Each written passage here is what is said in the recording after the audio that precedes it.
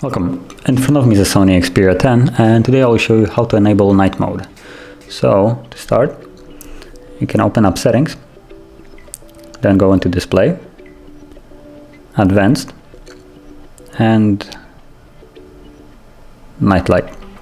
And from here you can either turn it on to be on all the time and basically choose the intensity that you desire, or you can choose a schedule that you want, either sunrise to sunset, and it will do it automatically,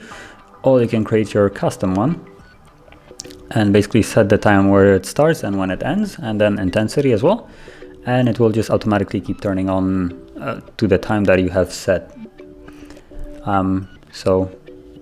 we can just choose from 10 to as it is, for instance, or actually make it more interesting, let's set it to